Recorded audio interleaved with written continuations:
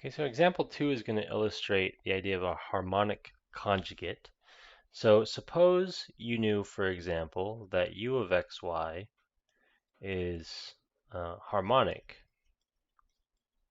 on a domain D. So this means the the Laplacian of u is 0, or it means it solves Laplace's equation. So all of these mean exactly the same thing.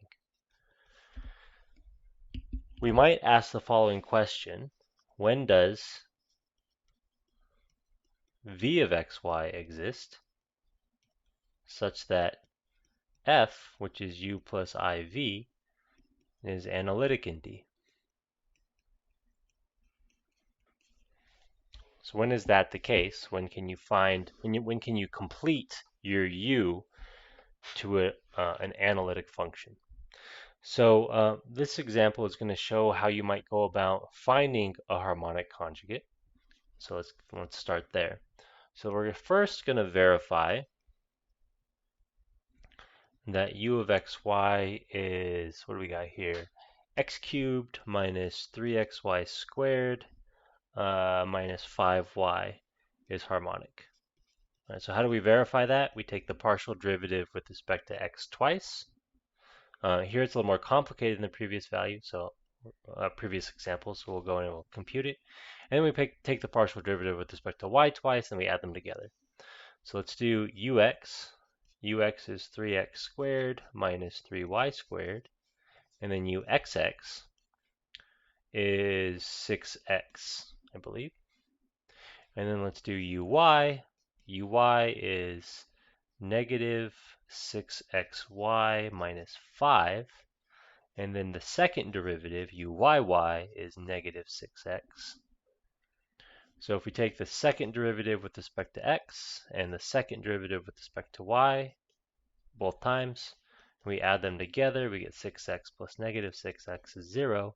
All right, so u is harmonic because it satisfies Laplace's equation. Okay, so we verified it's harmonic.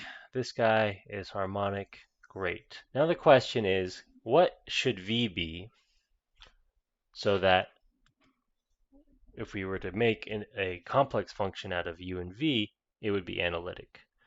Well, whatever v is, vy needs to be, so the question is, let me write the question. So what is a harmonic conjugate? They're not unique if they exist, but what is a harmonic conjugate of u? Well, we know that if it's a harmonic conjugate, then when we complete it to an analytic function, the Cauchy-Riemann equations still have to hold. So we know that vy, whatever it is, so let's call it v, the partial derivative of v with respect to y has to be the same as ux, which has to be 3x squared minus 3y squared, because that's what we computed it to be. So if we integrate vy dy, which is integrating 3x squared minus 3y squared dy, which with respect to y is going to be something like 3x squared y minus y cubed, plus a constant, but it's a constant as far as y is concerned. What does y think are constants? It thinks functions of x are constants. So we have to add in a function of x. And we also know that vx should be negative uy. And let's scroll up here for a second here. Uy was negative 6xy minus 5. So if we negate that, we should get 6xy plus 5. So in particular, if we were to integrate vx with respect to x, so this would be one way of getting v. Here's another way of getting v. We would be integrating 6xy plus 5 dx with respect to x. So that's 3x squared y plus 5x, and then plus a constant. But a constant as far as x is concerned is any function of y. So then what we're going to do is we're going to take our two ways of writing v, and we're going to look for the commonality. So the commonality is 3x squared y. And then, hopefully what's left we can assign to h and g respectively. So if we say that g is 5x and h is negative 3y, then these two expressions are going to be equal, and we'll have constructed a single function v from this. So we're going to do exactly that. We're going to set g of x to be 5x and h of y to be negative y cubed. Then v is 3x squared y minus y cubed plus 5x is constructed is such that u and v satisfy the CR equations, because we just undid the CR equations, Cauchy-Riemann equations. In particular, the function, since they satisfy the Cauchy-Riemann equations, this tells us then that u plus iv is analytic. In fact, it's entire,